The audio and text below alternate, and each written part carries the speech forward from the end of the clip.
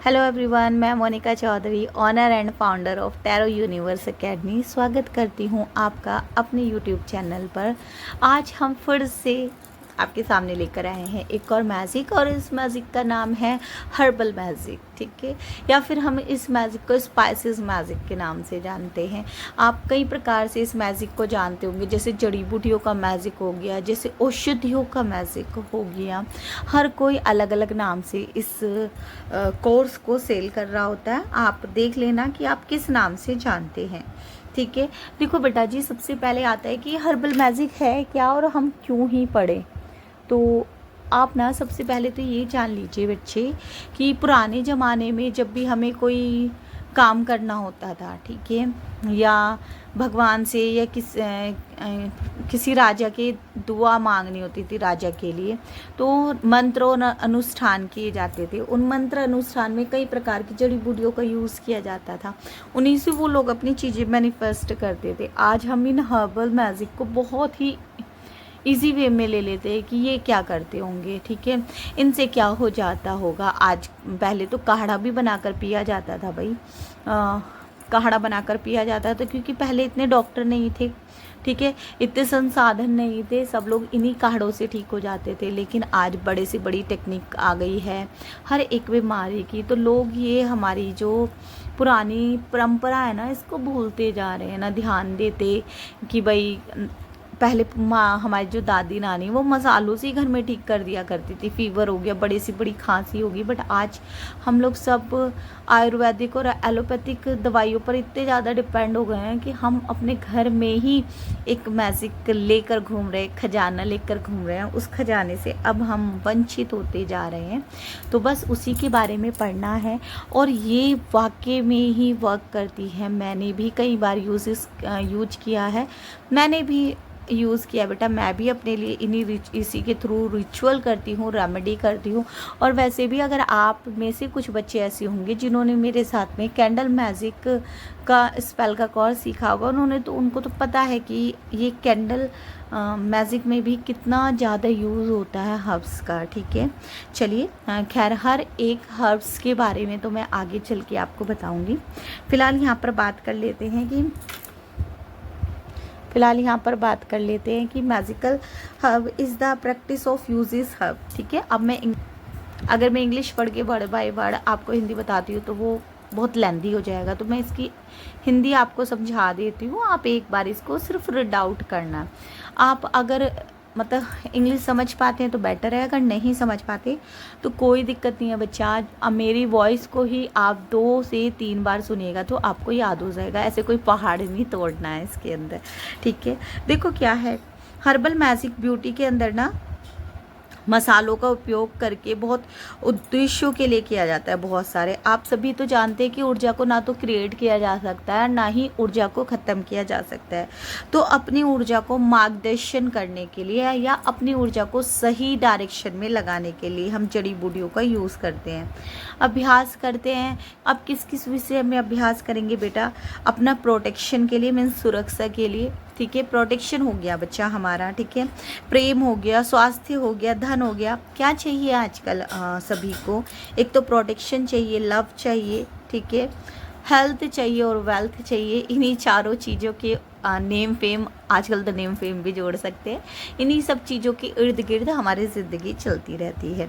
जड़ी बूटियों के आध्यात्मिक गुणों का उपयोग करके हम ना अपने जीवन में सकारात्मक बदलाव ला सकते हैं, ठीक है। और पहले ज़माने में भी ये मंत्र अनुष्ठान और ध्यान के माध्यम से किया जाता था। अब देख लेते हैं बेटा जी, the craft of a magical herbalist. अब इसके अंदर क्या आता है? देखो, जादू को मानवता द्वारा इस्तेमाल की जाने वाली यह पहली टेक्निक है, ठीक है। मीन्स जो ह्यूमन ने सबसे पहले यूज़ किया एज अ मैजिक के लिए, तो वो किस चीज़ को यूज़ किया बेटा जी? वो हर्ब्स को ही यूज़ किया था, वो स्पाइसेस को ही यूज़ किया था, या ये कह दो कि जड़ी बूटियों को ही यूज़ किया गया था। देखो, इनका उद्देश्य क्या था कि अपनी जो ऊर्जा है उसको हाईएस्ट ऊर्जा तक पहुंचाना, ठीक है, या हम ये कह सकते हैं कि भाई उस डिवाइन पावर तक पहुंचाना जिससे मैं भी, आप भी, हम सब अपने मन की बातें, अपने सुख दुख की बातें करते हैं, ठीक है। और समय के साथ साथ मनुष्य ने यह भी पता लगाया कि जो जड़ी बूटियां हैं ना, ये कई प्रकार से जादुई उपकरणों में इस्तेमाल की गई हैं ताकि वो स्वस्थ रह सके, उन्हें सुरक्षा मिल सके, उन्हें धन संपत्ति प्रेम मिल सके, उनकी इच्छाएं जो उनके मन में जागृत होती हैं उनको पूरा किया जा सके। ठीक है, अब हम देख लेते हैं कि हर्बल मैजिक के लिए ना बेस्ट टाइम कौन सा है। अब देख लेते हैं कि हर्बल मैजिक के लिए ना सर्वोत्तम टाइम क्या है, कि वो बेस्ट टाइम जहाँ पर हम इन मैजिक को करके इनकी जो पॉजिटिविटी है उसको कई परसेंटेज हायर कर सकते हैं। सबसे पहले फुल मून। अच्छा, फुल मून तो आप जानते ही हैं, जिसको हम पूर्णिमा कहते हैं। अब अगर हमें कोई स्पेल ऐसे करना है जो हमें प्रोटेक्शन दे, जो हमें नेगेटिविटी से दूर रखे, जो हमारे सपनों को प्रकट करने के लिए बेस्ट टाइम हो। मान लो आपने कुछ सोचा है, आपका कोई एम है कि भाई मुझे ये एम हासिल करना है, तो बेस्ट टाइम है बहुत पूर्णिमा का समय। ठीक है, इस समय हमारे जो यूनिवर्स है ना उसके अंदर बहुत सारी पॉजिटिविटी घूम रही होती है। ठीक है, वहीं ध्यान रखना नेगेटिविटी भी घूम रही होती है। ठीक है, जब हम करेंगे तो मैं प्रोटेक्शन भी बताऊंगी, कि जब हम स्पेल करेंगे तो मैं प्रोटेक्शन भी बताऊंगी कि हमें कैसे प्रोटेक्शन करनी है, क्योंकि कई बार पता चलता है कि हम पॉजिटिविटी को अट्रैक्ट करने के लिए कोई स्पेल कर रहे हैं तो नेगेटिविटी हमारी तरफ अट्रैक्ट होती है। और ये हमेशा याद रखिएगा, जब भी हम पॉजिटिविटी की तरफ जितना जाएंगे उतनी ही नेगेटिविटी भी अट्रैक्ट करती है हमें। ठीक है, फिर आ जाता है सेकंड, आता है न्यू मून। अच्छा, एक बात का और ध्यान रखेंगे, जो न्यू मून है ना, कुछ लोग ना न्यू मून मतलब आप अगर गूगल करेंगे कहीं भी तो जो न्यू मून है ना, न्यू मून को ना नो डे कहा जाता है। वैसे मतलब उस दिन तो अमावस्या हम बोलते हैं ना, अमावस्या को तो चांद ही नहीं होता, तो उस दिन नहीं स्पेल करना होता। अमावस्या से जस्ट अगले दिन जो फर्स्ट डे आता है ना अमावस्या के बाद, उस दिन को न्यू मून बोला जाता है। एज अ स्पिरिचुअल वे में आप बोल लो, या जब हम स्पेल वगैरह करते हो उसके पर्पज से बोल लो। तो अमावस्या के दिन क्या किया जाता है, जो भी आपके आइडिया होते हैं, ठीक है, आइडल होते हैं, उनको अपनी इंटेंशन आपको सेट करनी है, कोई नई शुरुआत करनी है। ठीक है, ये अपनी ग्रोथ करनी है। ध्यान रखिएगा, न्यू मून है ना तो न्यू बिगिनिंग करना, ध्यान रखिएगा, न्यू बिगिनिंग करना, ग्रोथ करना, अपने इंटेंशन को सेट करना, ये किया जाता है बेटा जी न्यू मून पर।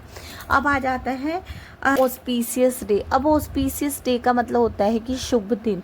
अब कोई भी शुभ दिन देखो, जैसे शिवरात्रि गई है, जैसे जन्माष्टमी गई है, जैसे बुद्ध पूर्णिमा हो गई, ठीक है, मतलब वो दिन जो अपने आप में ही बहुत ज़्यादा स्पिरिचुअल है, या बीच बीच में गुरु पूर्णिमा आ जाती है, तो इस प्रकार के दिन ये हमारे ऑस्पिशियस डेज कहलाते हैं, शुभ दिन कहलाते हैं। इस दिन क्या किया जाता है, या फिर हम ये भी कह सकते हैं जैसे संक्रांति का टाइम आता है, इस टाइम पर हमें जो बहुत ही पावरफुल टाइम है ये, और उस टाइम पर हम मान लो नहीं है, फुल मून नहीं है, न्यू मून नहीं है, तो आप इन डेज में भी स्पेल को कर सकते हैं। ठीक है, जैसे बीच बीच में आते हैं। और मैं इतना कहती हूँ कि अगर आप हीलर हो तो आपको अपनी हीलिंग तो एटलीस्ट इस टाइम पर करनी ही चाहिए। ठीक है बेटा, अब देख लेते हैं यहाँ पर principle of a herbal magic. ठीक है, क्या सिद्धांत है इस हर्बल मैजिक के, इन जड़ी बूटियों के मैजिक के क्या सिद्धांत है। तो देखेंगे जो हर्बल मैजिक है ना, एक प्रथा बोल लो या अनुष्ठान बोल लो, उनका पालन करती है। ठीक है, जो पारंपरिक रूप से शुरू से ही किए जाते हैं, हमारे ऋषि मुनियों के द्वारा किए जाते हैं, हमारे पूर्वजों के द्वारा किए जाते हैं।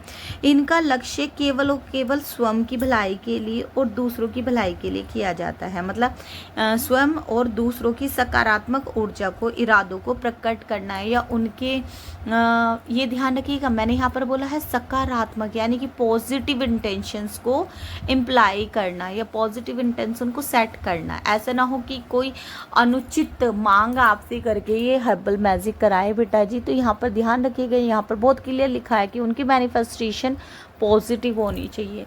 ऐसा ना हो कि वो किसी अनुचित मांग कर रहे हैं जो संभव नहीं है, क्योंकि चाहे हम कैंडल स्पेल्स करें या फिर हम हर्ब मैजिक स्पेल करें, इतना ध्यान रखना जो विधाता ने हमारे नसीब में लिखा है ना होगा वही। मान लो कष्ट लिखा है तो कष्ट ही मिलेंगे आपको, मैं ये क्लियर कर दूं। कभी आप सोचो कि भाई मैजिक कर दिया तो हमारे कष्ट दूर हो जाएंगे, हाँ इतना ज़रूर होता है कि मैजिक करने से, ये स्पेल करने से ना आपका जो वो कष्ट है ना वो कम हो जाता है। ऐसे समझो, मान लो आपको फीवर है तो फीवर वही आप दवाई लें तो भी वो 2-3 दिन में ही उतरेगा, आप दवाई ना लें तो भी वो 2-3 दिन में ही उतरेगा। ये हमें जुकाम हो जाता है, कोल्ड हो जाता है तो 2-3 दिन में ही जाता है। बस फ़र्क इतना है कि जब हम दवाइयाँ ले लेते हैं, मेडिसिन ले लेते हैं, तो वो जो इंटेंस पेन होता है हमारी बॉडी के अंदर वो थोड़ा कम हो जाता है ना, हमें नींद आ जाती है। बस स्पेल और मैजिक हमें यही वर्क करता है। अगर दुख है तो दुख रहेगा, बट हमें दुख को सहन करने की ताकत मिलेगी, और अगर सुख है तो इसको इन्हेंस करता है। ठीक है, चलिए यहाँ पर मैं आपको क्या बता रही थी कि इनके मतलब पॉजिटिव इंटेंशन होनी चाहिए, चाहे तो हमारी चाहे सामने वाले की। ये अनुष्ठान जड़ी बूटी के साथ साथ काम करके प्रेम हो गया, स्वास्थ्य हो गया, धन हो गया, आध्यात्मिक ज्ञान हो गया, है ना, उनके लिए किया जाता है।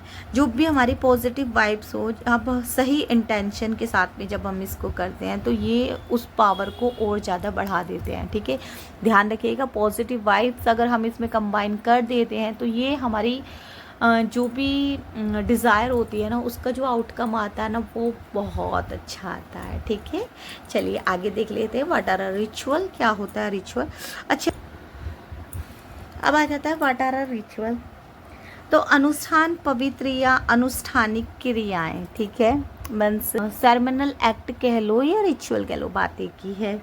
ठीक है, तो जो भी रिचुअल होते हैं या सेरेमनिक एक्ट होते हैं ना, इनको किसी भी स्पेसिफिक इंटेंशन के लिए अप्लाई किया जाता है। अब स्पेसिफिक इंटेंशन जैसे कि मैंने आपको बताया ही था, हमें वेल्थ चाहिए, लव चाहिए, करियर चाहिए, नेम फेम चाहिए, ठीक है, हेल्थ चाहिए, उन चीज़ों के लिए। ठीक है, अब इसमें क्या होता है, कई बार जो इन्होंने मेरे से मैजिक हब जाना है, कैंडल स्पेल जाना है, उन्हें पता ही होगा। हम इनमें ऑयल भी अनॉइंट करते हैं, हम इनमें कैंडल भी जलाते हैं। ठीक है, हम उसमें हर्ब्स का भी यूज़ करते हैं ताकि इंटेंस जो हमारी इंटेंसिटी है ना उसको इन्हेंस किया जा सके। ठीक है, तो मंत्रों का उच्चारण किया जाता है बेटा, विशेष प्रकार की जड़ी बूटियाँ होती हैं, तेल होते हैं, उनका उपयोग किया जाता है। और कई बार तो हम इनका ताबीज़ भी बनाते हैं। अब ताबीज़ ऐसे नहीं जैसे कि भाई मैं किसी विशेष धर्म को तो नहीं कह सकती, बट बहुत से लोग ताबीज़ के नाम पे ऐसे सोचते हैं कि ओहो पता नहीं क्या नेगेटिविटी है। नहीं, ऐसा नहीं है, ताबीज़ बनाते हैं पॉजिटिविटी के लिए, या हम कह सकते हैं कि छोटे पैकेट पाउच बनाते हैं, सैशे बनाते हैं हम अपने लिए।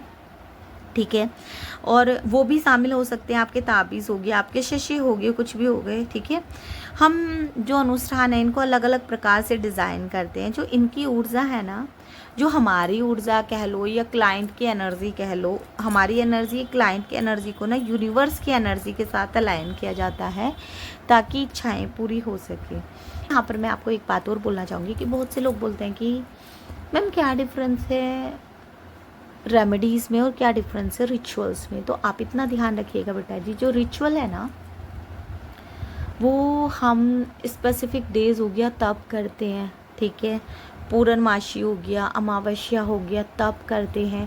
इसमें हमें ज़्यादा इंटेंशन लगती है। ठीक है, इसमें हम बहुत सारी चीज़ों का यूज़ करते हैं। मान लो ऐसा ही नहीं कि आपने सिनेमन लिया तो सिनेमन का ही नहीं, इसमें बहुत सारी चीज़ें लगती हैं। ठीक है, इसमें कैंडल लगेगा, इसमें ऑयल लगेगा, इसमें हर्ब्स लगेंगी, हो सकता है हम पेपर भी यूज़ करें आगे चल के फुल इंटेंशन के साथ में। इसमें मंत्र उच्चारण बढ़ जाते हैं रिचुअल में, और मोस्टली रिचुअल अपने लिए किया जाता है, या अगर आप क्लाइंट के बेसिस पर खुद कर रहे हो तो वो रिचुअल, ठीक है, जिसमें आप फुल इंटेंशन के साथ जो ज़्यादा टाइम के लिए करें, ज़्यादा इंटेंशन डालकर करें। ठीक है, और रेमेडीज़ क्या, मान लो वो आप टैरो रीडर हो, ठीक है, या आप किसी भी प्रकार की हीलिंग करते हो। ठीक है, आपने रीडिंग के बाद या हीलिंग के बाद अपने क्लाइंट को कुछ बताया, कोई रेमेडी दी, मतलब कुछ भी उपाय कह लो उसको, जैसे आपने उसको कहा कि भाई 4 लड्डू अपने ऊपर से उतार के चौराहे पे रखना है, तो वो हो जाता है रेमेडी। ठीक है, और वही 4 लड्डू आप उसके ऊपर से उतार के ले आओ। ठीक है, आप उसके ऊपर टिक्का लगाओ, उसके ऊपर हर्ब्स डालो, उसके ऊपर आप मंत्र उच्चारण करो कई घंटे तक, फिर उन लड्डुओं से आप हवन करो, तो वो हो जाता है रिचुअल। आई थिंक मैं आपको समझा पाई होंगी कि क्या डिफरेंस है रिचुअल और रेमेडीज़ में। ठीक है, तो आज के लिए इतना ही, आगे देख